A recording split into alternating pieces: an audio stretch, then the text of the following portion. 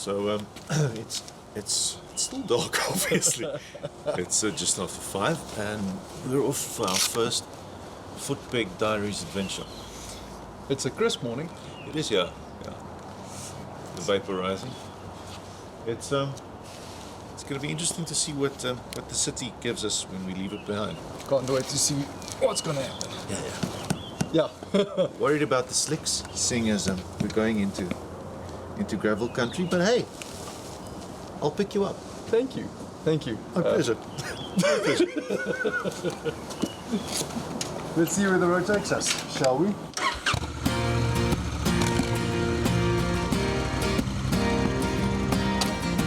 On this trip, we'll be rising at sunrise, above the crowded city streets to a better state of mind, rising over granite and sandstone mountains, and giving my good buddy Werner Coetser, fellow actor and rather green adventure rider, the opportunity to raise his level of riding. Our team consists of Fritz and Morne in the 4x4 crew vehicle, laden with gear and equipment, me and Varys on our bikes, and finally Fani on his adventure sport doing the camera chase bike duties. Barely 2 city blocks from the start, it's started. I suppose boys will be boys. Go on, crew vehicle, come on.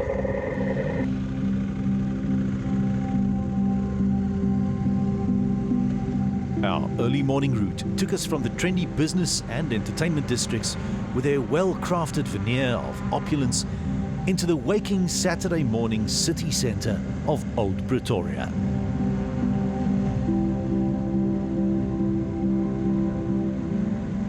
We ride through the heart of town with the sunrise at our back, enjoying the relative calm streets before the usual Saturday morning city hustle, and decide to take some detours to the places that we haven't seen in many years. The first of them, Church Square, with its statue of Paul Kruger surrounded by historical buildings. To our surprise, we found ourselves on a film set, with crew members and extras standing around waiting for their breakfast.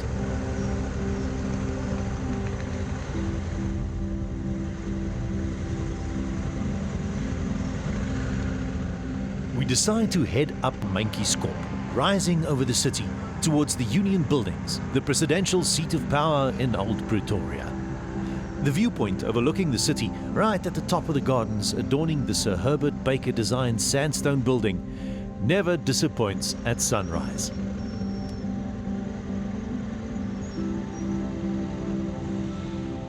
Varys, did you spend time on the lawns of the Union Building at some stage? I did with a certain lady. Seriously, I thought I was just fishing here.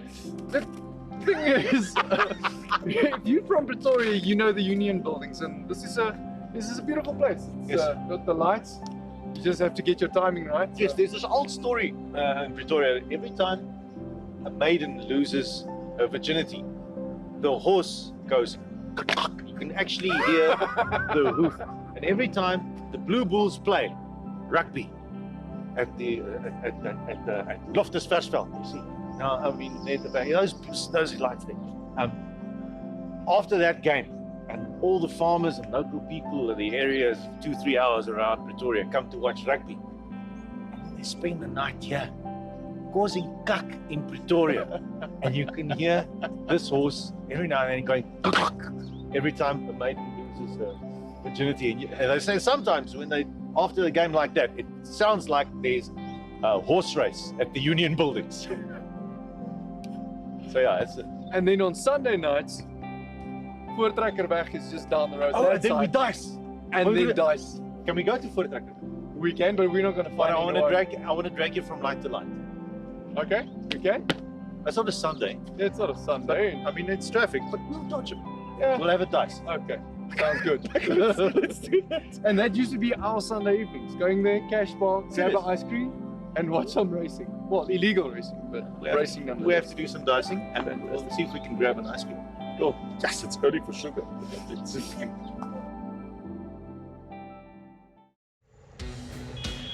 So we're standing at the gates of hell.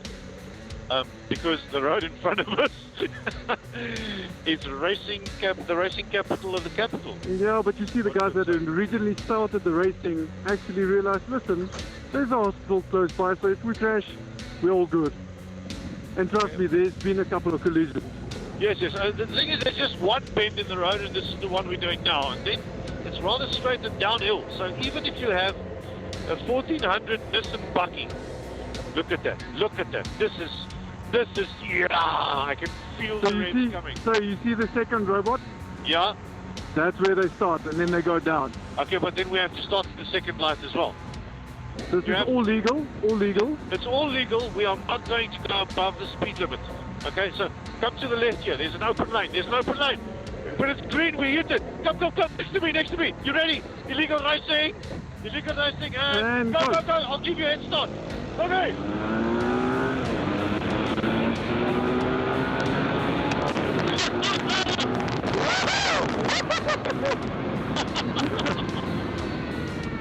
And now I understand the flow. This is why the guys do it every Sunday. Every Sunday, illegal racing car. Seeing as it's still early in the morning and we don't have too much distance to cover for the rest of the day, we head to my favorite bike shop to get some gravel-friendly fitment done to Varys' bike. Barley! Barley! How's it? Well yourself. Lekker. Welcome. Nice to see you again. Yes, and you too. Again, yeah, Barley, so we have a problem. Nose tires. A little slick. Okay. This is Varys, by the way. Varys. Hello, Varys. Barley. Pleased to meet you. Nice to meet you. Barley, help us with something a bit more knobbly-ish for sand and gravel. Yeah. You come to the right place. You've got something in Lot Tire Bay. Apparently, I need something else. So, what do you got? I was expecting you. I would say, let's do this. What does that? Knobby enough. It's knobby enough. That'll last. That looks like an adventure. That'll last. Yeah, it's sensitive adventure. Okay. Sensitive adventure. Yeah. Time for some retail therapy. No, this is the camel. No. Chick. Magic word. Barley! Why? For licensed scalders? We've got them, yeah? Yeah. Just under the basics, Okay. yeah? And socket adjusted on key right, so I can fit that one on mine. And it's black, so it's my favorite color. And what was the other thing? Socket adjuster and Socket adjuster and tubes. I'm not sure what is it for a BMW. That's a 17, yeah. You don't want to put spares on a BMW, but you know, no. 18-inch for my Africa Twin. Yeah, that I'll have. Lekker. Another We don't have BMW. BMW spares. But yeah, just down the basics. Okay, so hopefully no patches then. Barley had the Beamer's tyres done in no time. And I had some bargain suggestions of my own. Okay, ready and good to go. I say, lekker man. Just take it easy on those new tires for the first 50 miles, eh? Okay. Thank you. Really No appreciate problem. Only a pleasure. it. Pierre. So,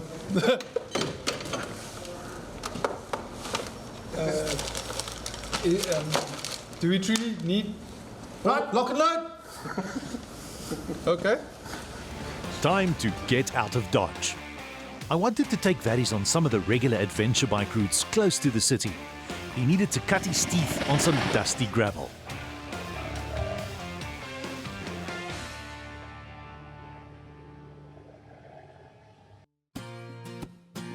So we headed out to the wall of the Hartbeespoort Dam, to the start of a couple of routes hugging the Crocodile River's irrigation scheme canals, snaking their way into the northwestern province bushveld.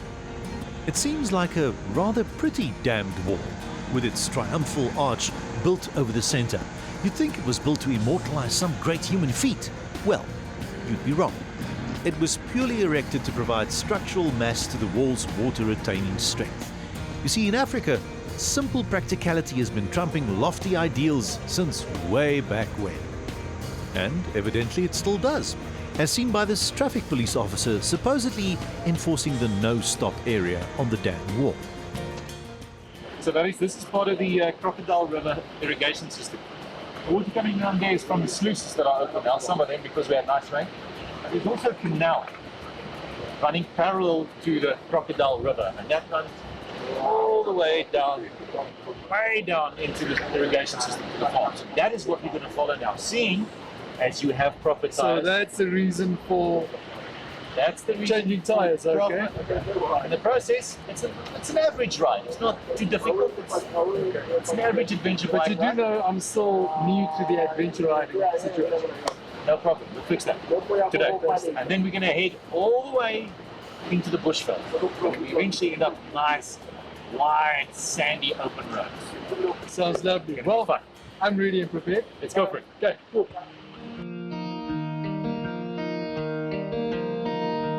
Start of the canal route, one of the canal routes that that riders tend to follow. It's a lovely start, and it's easy flowing roads. Remember, it's farm roads. They are farm roads, so there's always the option of a farm vehicle coming head on. So keep to the left, and further on, just have some fun.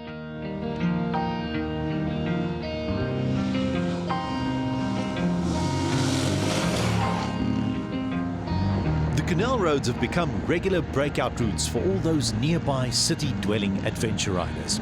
And on any given weekend, you're bound to find like-minded folks somewhere in the area to share a spin and a pint with.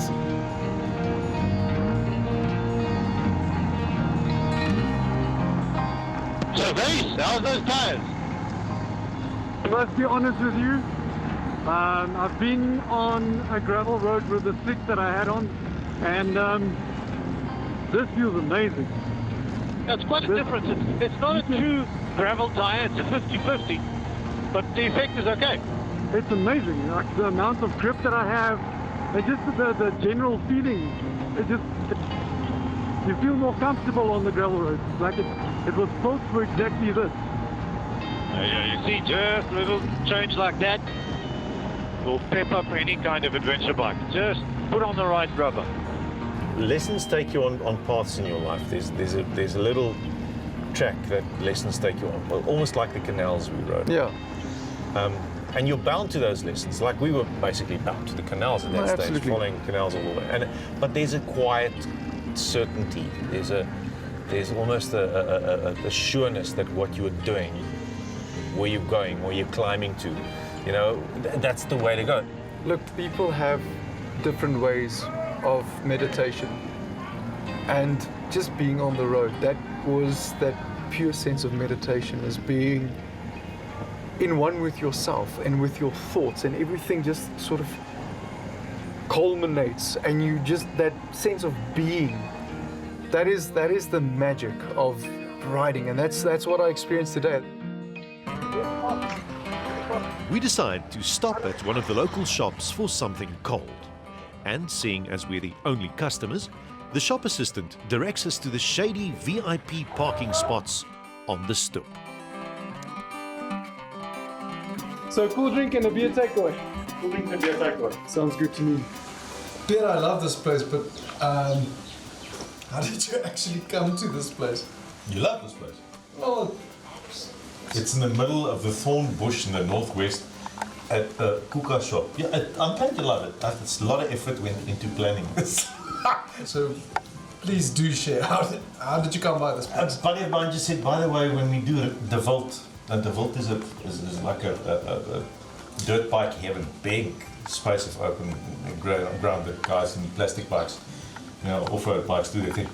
When we do the Volt, we sometimes stop here for petrol and for something to drink. We obviously can't drink a cold beer, even though we want to. And I said, yeah, but just send me a track quickly. And he sent me a track of him stopping here, and we just followed the track to get here. That's all. So Peter, what's left for the day? Wide open, bushveld, sometimes little sandy roads. Something I need to No! be... Just if the front wheel starts wandering, because that's the thing with the Karoo 3s, they tend to grab on little ridges. But that's very technical, don't worry about that. Lovely tire. But if it grabs on a little ridge and the front wheel just steps out to the side, do not pull it back. Let it go, Oprah arms. Loose arms. Loose arms, elbows up, Oprah arms. Let it go. Centrifugal forces and rake and trail will force the front wheel straight again. Just trust it. Stay on the gas, don't tap down. A little bit of sand, sometimes a lot, but it's not nothing to worry about. That sounds good to me. I wish I could have a beer. Me too. Yes! I like cowboys. Funny, funny, Thank you. Okay, so Thank you. what are we gonna do with this? Oh, feel In it. the bag. And this is only for tonight. It's for tonight, so it's in the bag, and we're gonna have it at the lodge. Okay, well, cheers. Let's go, boys. In the rucksack. Good to go?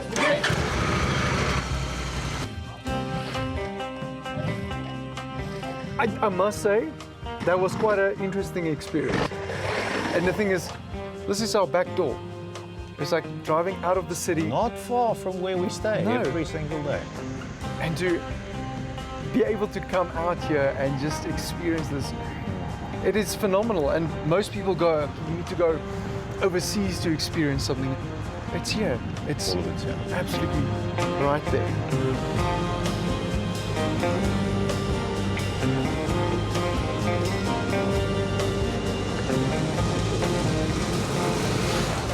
This has been one of the best experiences I've had.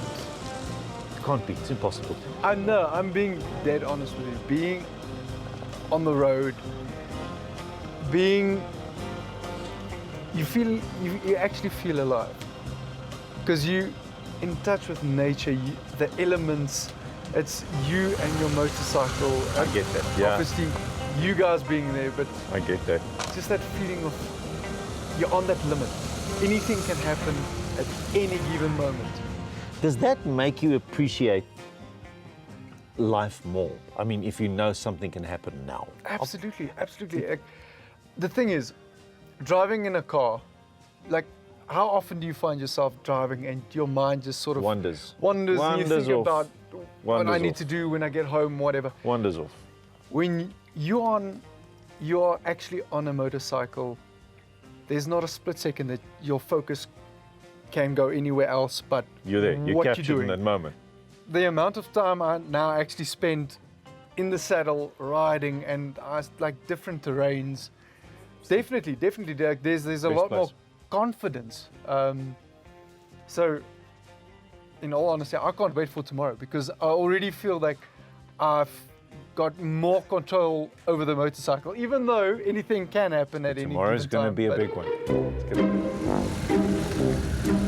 Stop.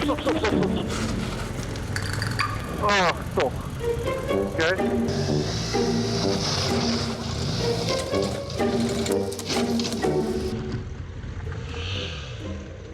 So we will reach a crescendo. A crescendo in the end. Yes, we might. So let's see how that works out tomorrow. Sounds great to me. Can't wait. Funny. Funny. Thank you. Sit, buddy. Sit. So this is the hot beer we got at the Kuka shop. Let me help you. Oh, it's twist. No, it's not. No. Cheers, gents. Funny. You rode that big bike, the big one, the Tourer. Yes, Yes, but you're used to big bikes now. I am. I'm a big bike kind of guy. That's good. That's good to know. That's good to know. But you rode it like a man for a change. We had lots of fun today. Yes. I mean, the previous there's another bike that you also ride, but this one you rode like a man for a change. I did, It's yes. not. You didn't ride from cappuccino to cappuccino. This was a real bike. You kept on reminding me that that's a real man's bike. Yes. We had lots Well, a man with a pants because it's the bigger touring one, so you need a bit of a pants to ride that. That's why I have the little pins. You don't have a pants. You're a streamlined number. I'm telling you. Little bit of a pants. Thank you for taking one for the team, you know. And that's it. The first day of our trip with Varys had come to an end.